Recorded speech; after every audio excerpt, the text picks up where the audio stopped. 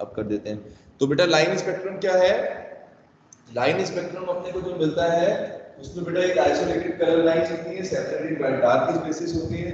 दूसरा पॉइंट आपको बताया बेटा कि किसी लाइन स्पेक्ट्रम में जो हर एक लाइन होगी वो क्या करती है बेटा, लाइन का मतलब होता है इस line correspond to a particular wavelength, ठीक है, किसी पर्टिकुलर वेवलेंथ को बेटा रिप्रेजेंट करेगी, ठीक है। अगर एक लाइन है तो उसकी वेवलेंथ अलग होगी, दूसरी लाइन है तो कोई और अलग होगी, चाहे बेटा सेम कलर में भी हो सकते हैं, even if they belong to the same colour. समझ गए सभी बच्चे? अगर एक ही तरह का कलर की लाइंस नजर आ रही है उसमें तो बिल्कुल सेम वेवलेंथ नहीं होगी बेटा, कुछ ना कुछ डिफरेंस जरूर होगा उसमें, ठीक है, चाहे छोटा मोटा हो लेकिन एग्जैक्टली सेम वेवलेंथ नहीं होगी, ठीक है। थर्ड पॉइंट मैंने बताया कि हर एक एलिमेंट का अपना खुद का हिस्ट्री क्या होता है, खुद का एक लाइन स्पेक्ट्रम होता है। तो ऐसे लिख सकते हैं each element displays its own line spectrum. हर एलिमेंट का अपना खुद का एक लाइन स्पेक्ट्रम है। Each element has its own characteristic. Characteristic किसको बोलते हैं बेटा? अलग अलग characteristic. Each element has its own characteristic spectrum, ठीक है, ये लाइन स्पेक्ट्रम बोलते हैं। हर एक एलिमेंट का अपना खुद का कैरेक्टरिस्टिक लाइन स्पेक्ट्रम होता है। और इसी बेटा लाइन स्पेक्ट्रम को कई बार क्या बोलते हैं दीपक? एटॉमिक स्पेक्ट्रम भी बोला जाता है, ठीक है। कॉमनली क्या बोलते हैं Deepak? It is also known as किसी एलिमेंट के एक एटम का अगर आप स्पेक्ट्रम ले रहे हो तो उसको क्या बोलोगे? एटॉमिक स्पेक्ट्रम, है कि नहीं? बोले यस सर। हाइड्रोजन का अलग हो जाएगा, सोडियम का अलग हो जाएगा, अभी देखेंगे कौन कौन से आपको स्टडी करेंगे, ठीक है। अभी बोर्स एटॉमिक मॉडल से पहले बेटा आपको मैं बताऊंगा कि बोर ने जो स्टडी किया था तो बोर ने हाइड्रोजन का स्पेक्ट्रम जो है वो देखा और उसके अकॉर्डिंग अपने एटॉमिक स्पेक्ट्रम के बारे में बताया था, ठीक है। तो ये हो गया बेटा, हर एक एलिमेंट का अपना खुद का स्पेक्ट्रम होता है डिपेंडिंग अपॉन इस property differing from other elements. और एक एलिमेंट का बेटा स्पेक्ट्रम हमेशा दूसरे से डिफरेंट जरूर होगा, डिफरिंग फ्रॉम अदर एलिमेंट्स। कहीं ना कहीं पूछना, समझ गए? एक जैसा स्पेक्ट्रम बेटा दो एलिमेंट का कभी भी नेचर में बेटा एग्जिस्ट नहीं करेगा, ठीक है देशरी। एक एटम का स्पेक्ट्रम, किसी भी एलिमेंट का अगर एक एटम का स्पेक्ट्रम लेते हैं, एटॉमिक स्पेक्ट्रम या लाइन स्पेक्ट्रम लेते हैं, तो बेटा किसी दूसरे एलिमेंट के साथ मैच नहीं करेगा। अगर हाइड्रोजन का एक एटम का स्पेक्ट्रम लोगे तो हाइड्रोजन का बिल्कुल वैसा ही रहेगा, ठीक है, किसी और से कभी मैच नहीं कर सकता किसी और एलिमेंट से, ठीक है। ये हो गया आपका पॉइंट। अब आप देखो इसका डायग्राम से समझते हैं। इसके लिए मैं आपको एग्जांपल देता हूं एक सोडियम का। बेटा सोडियम का लाइन स्पेक्ट्रम कैसा आएगा अपना? तो सोडियम के लाइन स्पेक्ट्रम को देखो हम कैसे लेंगे। इसके लिए हमें क्या यूज करना है? एक बेटा NaCl, एक हम बर्नर यूज करेंगे। यहाँ पे बर्नर, लैब के अंदर बर्नर होता है ना, इसके ऊपर बेटा हम क्या लेते हैं? एक प्लेट लेते हैं और इसके अंदर हमने NaCl रखा है, सोडियम क्लोराइड। बेटा सोडियम क्लोराइड सबको पता है क्या होता है? What is NaCl? नमक बोलते हैं, कॉमन सॉल्ट। हाँ कॉमन सॉल्ट होता है। तो कॉमन सॉल्ट बेटा आपने एक बर्नर पर लो और ये बेटा एक जो रॉड आपने मेटल का ये पीस लिया है, ये प्लेटिनम का लिया है। इसका लेंगे प्लेटिनम वायर, वायर ले लो या प्लेट ले लो, पूरी प्लेटिनम से बनी होती है और इसको बेटा हम हीट करेंगे, ठीक है। तो सोडियम क्लोराइड को बेटा प्लेटिनम वायर पे रख के बर्नर पर हम हीट कर रहे हैं। इसमें से बेटा क्या निकलेंगे दीप्ति? रेडिएशंस निकलने वाले हैं, बोलो। इसमें से जो रेडिएशन आ रहे हैं, यस सर, कुछ रेडिएशंस निकलेंगे इस तरीके से। यहाँ पर ये रेडिएशन बेटा पहले मैंने यहाँ पर एक स्लिट लगाई है।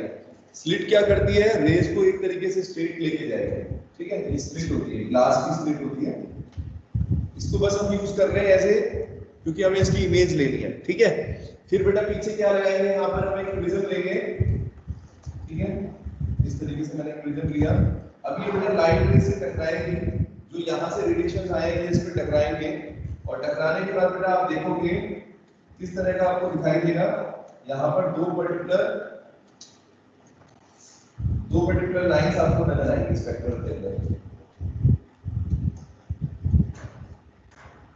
देखो बेटा ये हमें फोटोग्राफिक प्लेट के ऊपर कैसा दिख रहा है, दो कलर लाइनें नजर आएंगी। और किस कलर की होती है बेटा, मैंने बताया ये दोनों येलो कलर की लाइंस हैं। ये फोटोग्राफिक प्लेट हो गई हमारी, फोटोग्राफिक प्लेट कह रहा हूं, फोटोग्राफिक प्लेट है, ठीक है। तो इसके ऊपर बेटा देखेंगे हमें कैसा स्पेक्ट्रम नजर आ रहा है। दो कलर लाइन नजर आएंगी बेटा और दोनों येलो कलर को बिलोंग करती हैं, येलो कलर की दिखेंगी आपको। और दोनों की वेवलेंथ बेटा थोड़ी सी डिफरेंट होती है। एक आपको दिखेगी 5896 नैनोमीटर आर्मस्ट्रॉन्ग और दूसरी है 5890 आर्मस्ट्रॉन्ग।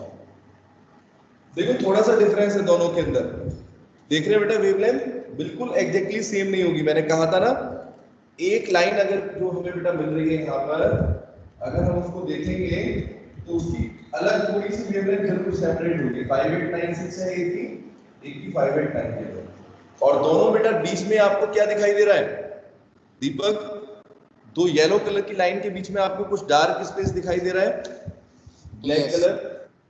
ये आपको मैंने बताया था डार्क स्पेस से सेपरेटेड होते हैं। तो सबको समझ में आ गया, लाइन स्पेक्ट्रम बिल्कुल अलग है।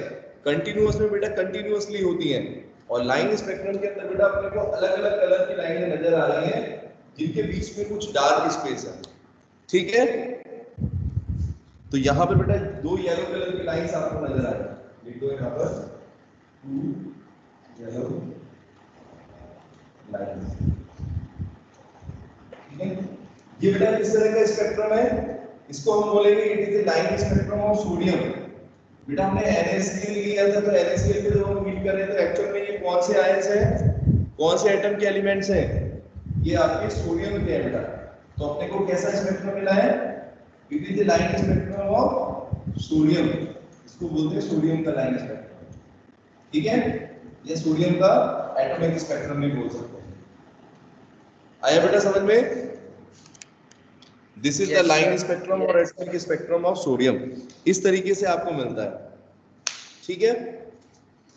तो अब बेटा जैसे आपने देखा ये सोडियम का हमने किया है, वैसे हम किसी भी एलिमेंट का स्पेक्ट्रम ले सकते हैं जैसे वी कैन टेक और examine the atomic spectrum of any element, hydrogen, helium, copper, iron, zinc, किसी का भी ले लो, ठीक है।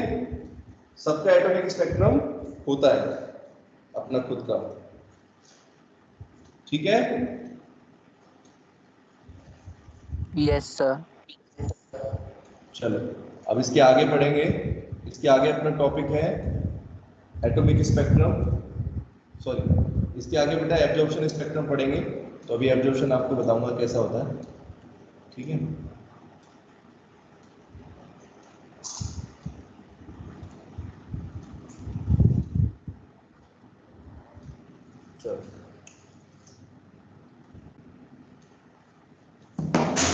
अगला बेटा मैं आपको बता रहा था, देखो नोट्स में मैंने क्या लिखा हुआ है, line spectrum produce on A volatile salt placed in a flame.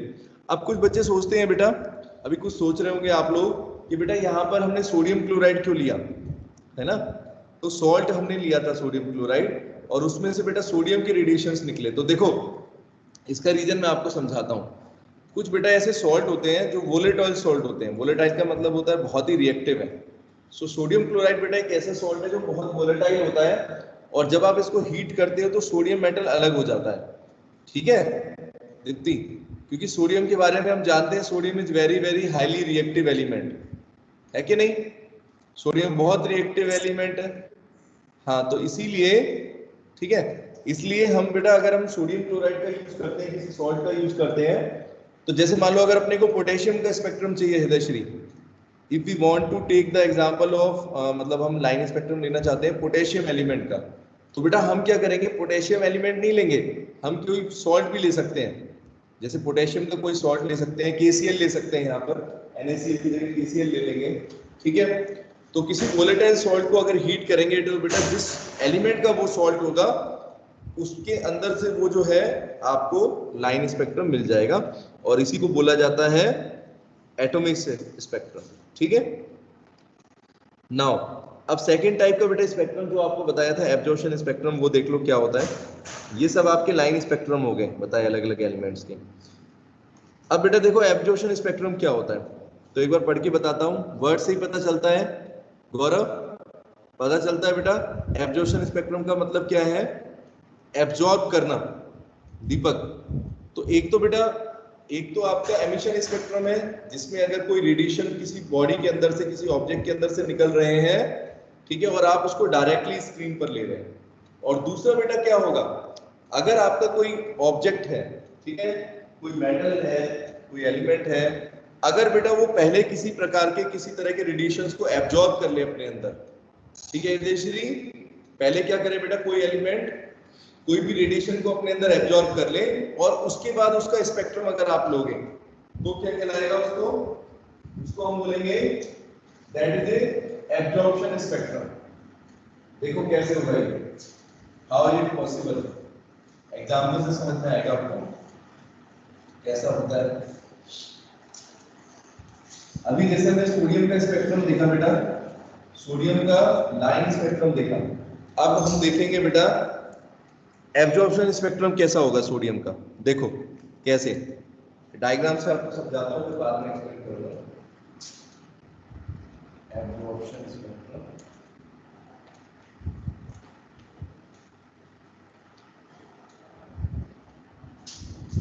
Absorption spectrum देखो बेटा इसको हम कैसे स्टडी करेंगे, देखो कैसे मिलता है अपने को एब्जॉर्प्शन स्पेक्ट्रम। सबसे पहले बेटा हम क्या करेंगे, कोई व्हाइट लाइट लेके आएंगे, कोई सोर्स से व्हाइट लाइट आ रही है, ये मान लो ये क्या है बेटा, व्हाइट लाइट है, ठीक है। अब इस व्हाइट लाइट को बेटा हम क्या करेंगे, देखो आप याद करो कंटीन्यूअस स्पेक्ट्रम में हम क्या करते थे बेटा दीप्ति, इस व्हाइट लाइट को डायरेक्टली प्रिज्म पर ले रहे थे। अभी मैं क्या करूंगा, अभी हम लोग क्या करने वाले हैं, पहले इस व्हाइट लाइट को बेटा किसी NaCl सॉल्यूशन से पास कराएंगे।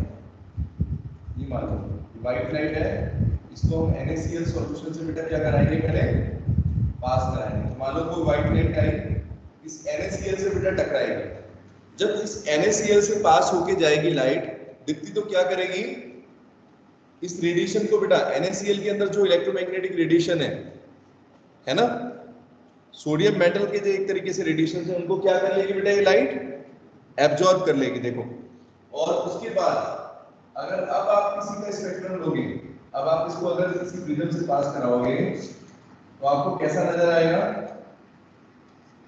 देखना चाहिए।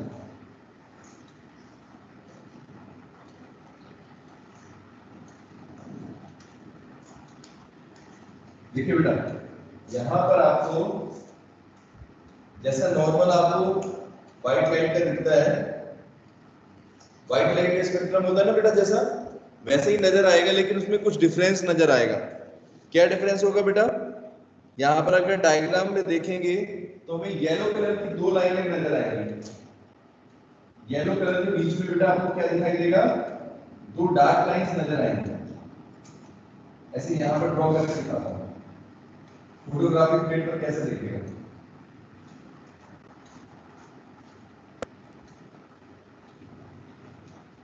Violet, indigo, blue, green, yellow, orange, red. देखो बेटा कैसे दिखाई देगी आपको, येलो कलर के बीच में आपको दो डार्क लाइंस नजर आएंगी। ये देखो दिख रहा है डायग्राम में, देखो जो 7 कलर्स बेटा दिख रहे हैं, ठीक है। अब आप समझना मेरी बात, ये दो लाइंस आपको जो नजर आएंगी वो कैसी होंगी, डार्क कलर की होंगी बेटा। तो ये आपका किस तरह का स्पेक्ट्रम है, this is a type of absorption spectrum. अब समझो क्या हुआ अक्षय, अगर बेटा मान लो अगर मैंने ये NaCl सॉल्यूशन नहीं रखा होता, है ना देशरी, अगर हमने बेटा इस व्हाइट लाइट को इस NaCl सॉल्यूशन से पास नहीं कराया होता तो अपने को कैसा स्पेक्ट्रम मिलता, कैसा स्पेक्ट्रम होता बेटा, कंटीन्यूअस स्पेक्ट्रम होता, मतलब 7 कलर्स की लाइट नजर आती है आपको, है ना। जब आपने NaCl से पास करा दिया तो सभी बच्चे ध्यान दें बेटा, NaCl से पास कराने का क्या नतीजा निकला? ये नतीजा निकला कि स्पेक्ट्रम तो बेटा अपने को कंटीन्यूअस जैसा ही दिख रहा है, बिल्कुल वैसे ही दिख रहा है जैसे व्हाइट लाइट के अंदर था। बस यहाँ पे बेटा येलो कलर की दो लाइंस आपको नजर आएंगी। क्या नजर आ रही है? येलो कलर के अंदर दो डार्क स्पेसेस नजर आएंगे, ऐसे डार्क लाइन जा रही है, ब्लैक कलर की लाइंस। ठीक है दीप्ति, ये दो लाइंस क्या रिप्रेजेंट कर रही हैं? ये दो लाइंस जो आपको दिख रही हैं डार्क लाइंस, की क्या रिप्रेजेंट कर रही है कि ये स्पेक्ट्रम जो है एक तरह का एब्जॉर्प्शन स्पेक्ट्रम है, यानी व्हाइट लाइट को आपने NaCl से पास कराया है, इसलिए उसमें दो लाइंस आपको येलो कलर की रेंज में नजर आ रही हैं। समझे मेरी बात कुछ? इसी तरीके से मान लो आप NaCl की जगह बेटा कोई और मेटल का कोई और एलिमेंट ले लेते हैं, जैसे आप मान लो एक हाइड्रोजन से पास करा देते इसको, या KCl से पास करा देते, तो हो सकता था बेटा यहाँ पर आपको दिखेगा तो ऐसा ही सेवरमेंट का कलर्स, लेकिन उसके अंदर आपको मान लो अगर आप KCl से पास कराओगे तो आपको किसी और कलर का बेटा, जैसे मान लो violet, indigo, blue, green, yellow, orange, red है, तो अगर KCl से पास कराओगे तो एज्यूम करते हैं कि रेड कलर के आपको अंदर चार लाइनें नजर आ रही हैं, डार्क लाइंस, ऐसा करके कुछ ट्रेंड आपको बेटा दिखाई देगा। जब हाइड्रोजन से पास करोगे तो मान लो कि वॉयलेट कलर है, उसमें से आपको दो लाइंस नजर आ रही हैं, तीन लाइन नजर आ रही हैं, ऐसे करके नजर आएंगे। तो इससे आपको पता चल जाएगा बेटा ये कैसा स्पेक्ट्रम होता है हमारा। This is a type of, बोलो, this is a type of absorption spectrum, जिसमें बेटा, हाँ, और अब आपको समझ में आ गया होगा कि ये जो डिफरेंस हमें नजर आ रहा है, ये जो डार्क लाइंस नजर आ रही है, ये कोरस्पॉन्ड बेटा क्या कर रही है? ये वही दो लाइंस है बेटा, देखो समझो, ये वही दो लाइंस हैं जो आपको एटॉमिक या लाइन स्पेक्ट्रम में नजर आती हैं, है ना दीप्ति? दो लाइंस जो है बेटा, सॉरी, जो दो लाइंस बेटा जो है वो वही दो लाइंस है जो सोडियम के स्पेक्ट्रम में आपको नजर आई। सोडियम का जो लाइन स्पेक्ट्रम था उसमें दो कलर की लाइंस थी, येलो कलर की लाइंस थी, है ना, जिनकी दोनों की अपनी अपनी खुद की वेवलेंथ थी। ये वही दो बेटा लाइंस हैं जो उसमें आपको वैसे कलर लाइन नजर आ रही थी, और यहाँ पर कैसे नजर आ रही है बताओ? यहाँ पर आपको डार्क लाइंस के फॉर्म में नजर आ रही है। ठीक है, ये है these are the dark lines, ठीक है, इन येलो रीजन के अंदर, और इससे ये बात साबित हो गई कि सोडियम, मतलब आप समझ रहे बेटा, अगर हम किसी का एब्जॉर्प्शन स्पेक्ट्रम देखें तो हम ये भी पता लगा सकते हैं हिदयश्री के वो बेटा किस एलिमेंट से आपने पास करा है, मतलब किस तरह के सार से पास किया या किस सॉल्यूशन से पास किया। कोई भी एलिमेंट भी हो सकता है, जरूरी नहीं कि किसी सॉल्यूशन से ही पास करना है, ठीक है, कोई भी बेटा एलिमेंट हो सकता है, कोई भी कंपाउंड हो सकता है जिससे आप पास करोगे, तो हम ये भी देख सकते हैं कि किस तरह की डार्क लाइंस आ रही है। तो क्योंकि हमारे पास लाइन स्पेक्ट्रम होता है हर एक एलिमेंट का, मान लो सोडियम का था वैसे हाइड्रोजन का होगा, तो अगर हाइड्रोजन के अंदर मान लो 7 लाइंस नजर आती हैं, है ना, तो यहाँ पर भी स्पेक्ट्रम के अंदर क्या दिखेगा अपना बेटा, जिस कलर के अंदर वहां पर नजर आई थी, जिस कलर की लाइंस नजर आ रही थी लाइन स्पेक्ट्रम के अंदर, वैसी वही लाइनें बेटा अब इसमें कैसे दिखेंगी आपको, उस कलर के रीजन के बीच में आपको डार्क स्पेसेस दिखेंगी, उतनी लाइनें, अगर 7 उसमें है तो इसमें भी 7, ठीक है। तो dark lines in yellow line represents, ठीक है, ऑफ कंटीन्यूअस स्पेक्ट्रम। तो इस तरह का बेटा हमें स्पेक्ट्रम नजर आता है, तो उसको क्या बोलेंगे हम, that is the absorption spectrum. तो क्या क्या प्रॉपर्टीज होंगी इसकी बेटा, एक तो ये स्पेस जो एब्जॉर्प्शन स्पेक्ट्रम होता है ये कब मिलेगा आपको, when white light is passed through, when white light is passed through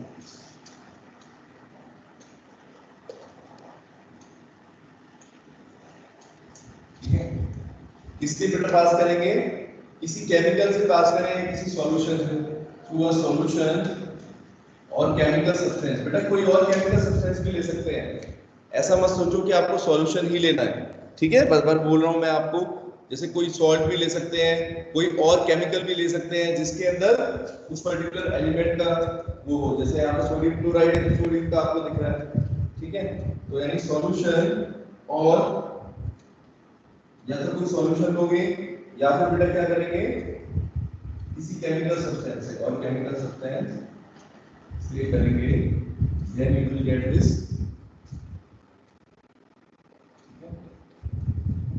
जब हम इसको पास करते हैं देन हमें क्या दिखता है, डार्क लाइंस आर प्रेजेंट। ठीक है, डार्क लाइंस बेटा प्रेजेंट होती है in the otherwise continuous region. अगर इसमें डार्क लाइन नहीं होगा तो बेटा कैसा स्पेक्ट्रम होता है ये? अगर यहाँ पर मुझे बताओ अगर ये दो डार्क लाइंस नहीं होती दीपक तो क्या हम इसको कंटीन्यूअस स्पेक्ट्रम बोल सकते थे? सिर्फ दो लाइन डार्क लाइंस की वजह से क्या हुआ, ये कंटीन्यूअस नहीं है।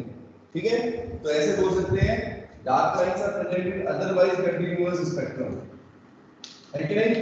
वैसे तो कंटीन्यूअस ही है, बस उसमें डार्क लाइंस आ गई। आया बेटा समझ में? बताएं सभी बच्चे, देख लो अच्छे से कैसा होता है।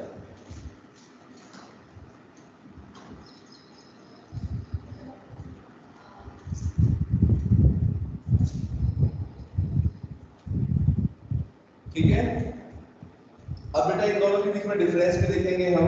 ठीक है, अब मैं आपको डिफरेंस कराऊंगा। तो बेटा यहाँ पर दो डार्क लाइंस जो आपको नजर आ रही हैं, ये बार बार मैं वही बता रहा हूँ जो हमने लाइन स्पेक्ट्रम पढ़ा है।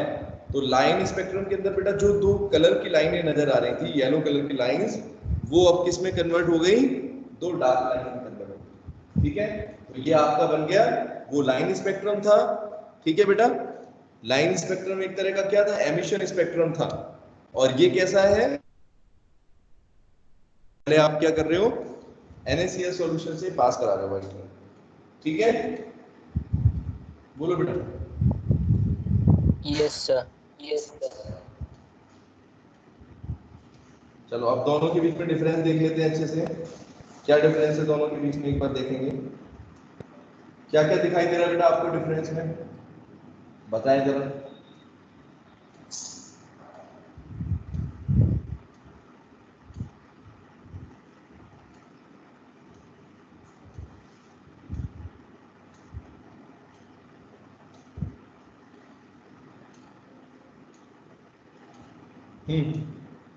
क्या क्या डिफरेंस है बेटा एमिशन स्पेक्ट्रम और एब्जॉर्प्शन स्पेक्ट्रम के अंदर, बताएं। डिफरेंस की फॉर्म में देखते हैं दोनों।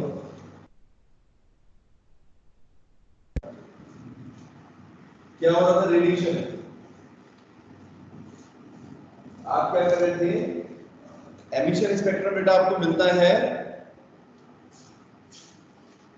जब आप डायरेक्टली किसी भी ऑब्जेक्ट के अंदर जो भी इलेक्ट्रोमैग्नेटिक रेडिएशन हो रहा है किसी भी एलिमेंट के अंदर, अगर उसको डायरेक्टली फोटोग्राफिक प्लेट पर ले लेते हो तो वो बेटा कैसा स्पेक्ट्रम होता है, it is called emission spectrum. ठीक है, वो क्या है बेटा आपका, एक एमिशन स्पेक्ट्रम। ठीक है, यस और नो? Yes sir. और दूसरा बेटा है आपका एब्जॉर्प्शन स्पेक्ट्रम। और absorption spectrum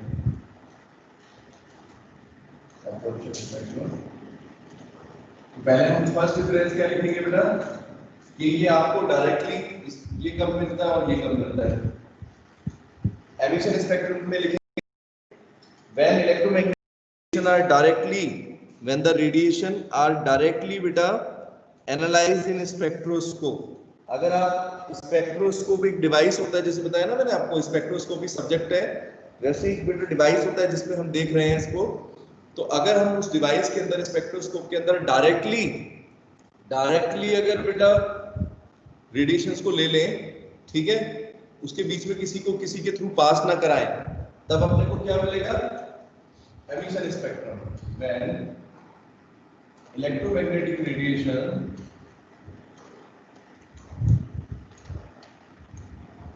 are directly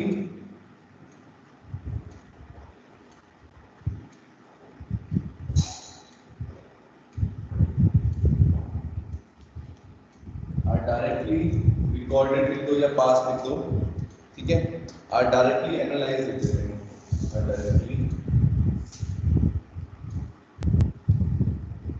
analyzed होने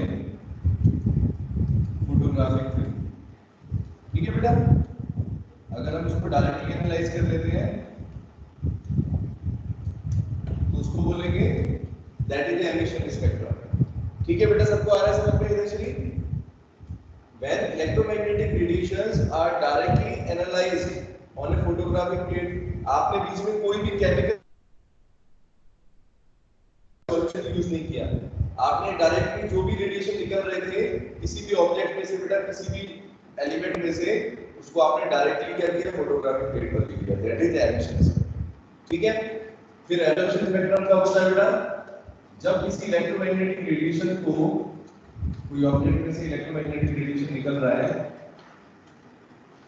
व्हेन इलेक्ट्रोमैग्नेटिक रेडिएशन, यहां पर ये लिख देते हैं ऑब्टेन, ये कब ऑब्टेन होता है? obtained when electromagnetic radiation are directly analyzed, ठीक है? और ये obtained बेटा कब होगा? It is obtained when electromagnetic radiations are first pass through the, पहले बेटा क्या करना पड़ेगा? अक्षय क्या करेंगे बेटा? Solution.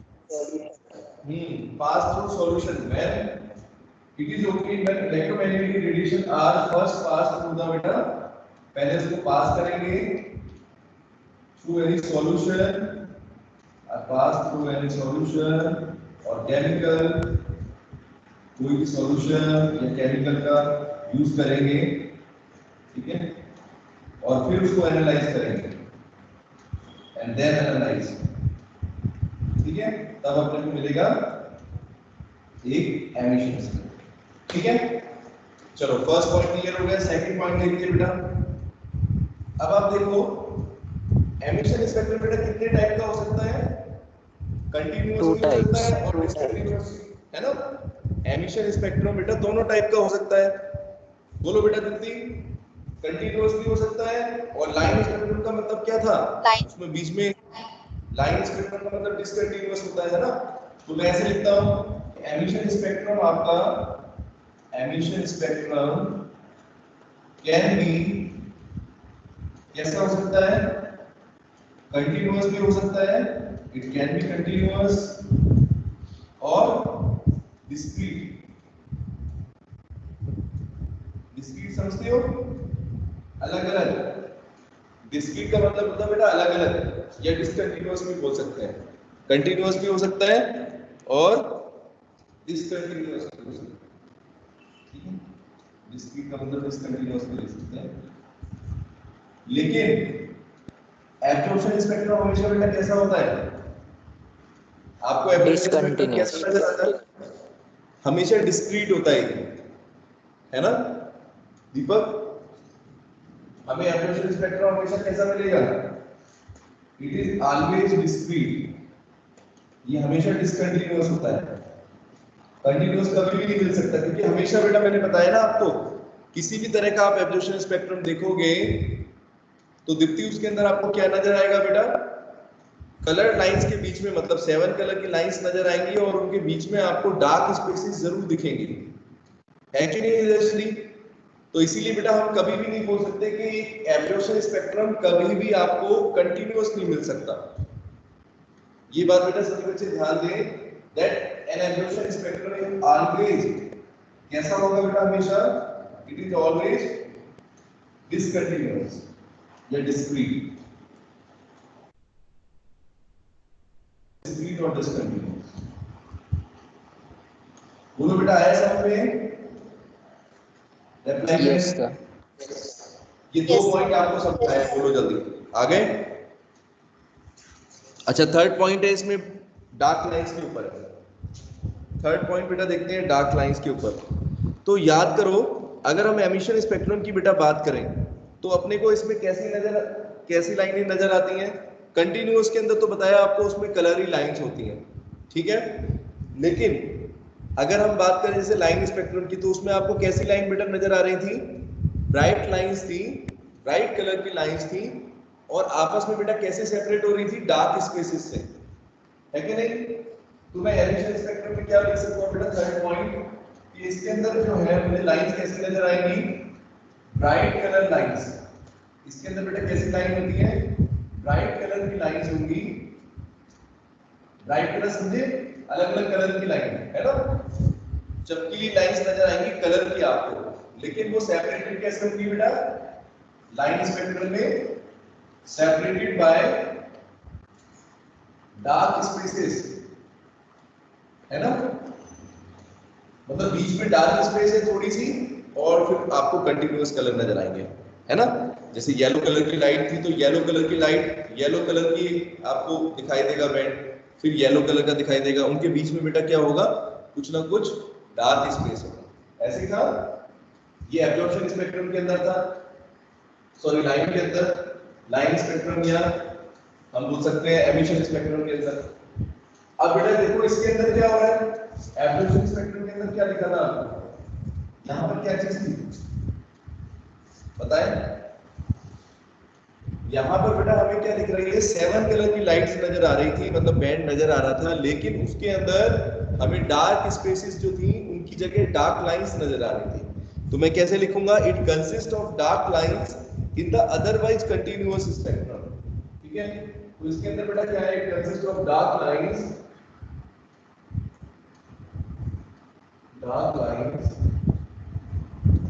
इंस्टेड ऑफ, ठीक है। अगर बेटा डार्क लाइंस को छोड़ देते तो बाकी कैसे स्पेक्ट्रम होता, otherwise instead of otherwise dark lines, ठीक है, in the otherwise continuous spectrum. समझे मेरी बात, क्या लिखा है मैंने, डार्क लाइंस होंगी इन द अदरवाइज कंटिन्यूअस स्पेक्ट्रम। इसका मतलब मान लो अगर आपका ये डार्क लाइंस नहीं होती, सोडियम के केस में अगर 2 डार्क लाइंस नहीं होती तो अदरवाइज आपको कैसा नजर आता अक्षय, एक कंटिन्यूअस स्पेक्ट्रम नजर आता, ठीक है। 3 पॉइंट Yes, सबको sir. समझ में आया अच्छे से बेटा, बताएं बेटा। हृदयश्री आ गया इतना समझ में सबको, रिप्लाई कर दो बेटा। दीप्ति आ गया है, Yes. सबको आ गया। समीक्षा आया बेटा समझ में, अच्छा समीक्षा है ही नहीं आज की क्लास में। करीना आ गया बेटा समझ में, ये पहले तो क्लास में जुड़े थे फिर चले गए, अच्छा ठीक है बेटा। चलो तो यहां तक बेटा हमने पढ़ लिया स्पेक्ट्रम के बारे में। स्पेक्ट्रम कई तरह के हमने देखे, 2 ब्रॉड कैटेगरी देखे, तो बेटा एमिशन स्पेक्ट्रम भी है और एमिशन भी था, एब्जॉर्प्शन भी था। फिर आपने को बताया मैंने, एमिशन 2 टाइप का होता है, एक लाइन स्पेक्ट्रम है, एक कंटिन्यूअस स्पेक्ट्रम है। कंटिन्यूअस के अंदर हमें कंटिन्यूअस लाइन नजर आती है, जब कोई व्हाइट लाइट को पास करेंगे किसी प्रिज्म से तो हृदयश्री क्या होगा, कंटिन्यूअस स्पेक्ट्रम बनेगा, ठीक है। इसी तरीके से लाइन स्पेक्ट्रम कब मिलता है बेटा, जब हम किसी एलिमेंट के थ्रू, किसी सॉल्यूशन के थ्रू, सॉरी अगर किसी एलिमेंट को, जैसे मैंने बताया सोडियम मेटल है, तो सोडियम मेटल को अगर बेटा अगर हम स्क्रीन पर ले लें, ठीक है, NaCl सॉल्यूशन को अगर हम डायरेक्टली, ठीक है, उसको ले लें स्पेक्ट्रम को, तो हम बोलेंगे बेटा लाइन स्पेक्ट्रम हो गया वो। और जब एब्जॉर्प्शन स्पेक्ट्रम कब मिलता है, जब किसी व्हाइट लाइट को बेटा हम क्या करें, किसी भी जो भी अपने को केमिकल है उसके थ्रू पास करें और उसमें से वो एब्जॉर्ब करे रेडिएशन, तो उसको बोलेंगे हम एब्जॉर्प्शन स्पेक्ट्रम, ठीक है। Yes, Sunil sir. आ गया बेटा समझ में, सुमित आ गया, तो चलो आज इतना ही पढ़ेंगे। इसके बाद बेटा देखो नेक्स्ट अपना एक टॉपिक है, आप लोग इसको अच्छे से रिवाइज कर लो बेटा, स्पेक्ट्रम के बारे में आता है और कंफ्यूजन नहीं होना चाहिए किसी को भी, ठीक है। इसके अलावा बेटा बोर्स एटॉमिक मॉडल हम पढ़ेंगे नेक्स्ट क्लास से, ठीक है। कल जो है बोर्स एटॉमिक मॉडल देखेंगे और बोर्स एटॉमिक मॉडल के अंदर क्या क्या पॉइंट्स थे। तो बोर एटॉमिक मॉडल आपने पहले भी पढ़ा है बेटा, छोटी क्लासेस में भी 9th स्टैंडर्ड में पढ़ा था, उसको डीपली पढ़ेंगे, ठीक है हृदयश्री। तो एक बार बेटा नोट्स सभी बच्चे जल्दी से जल्दी कंप्लीट कर लें, आगे तक के नोट्स कंप्लीट करके रखें जो 3rd पार्ट के नोट्स हैं, ठीक है। और कोई डाउट है बेटा, किसी को कुछ पूछ सकते हैं। No, sir. प्रणाली आया बेटा समझ में, रिप्लाई कर दो बेटा प्रणाली, माइक ऑन कर लो।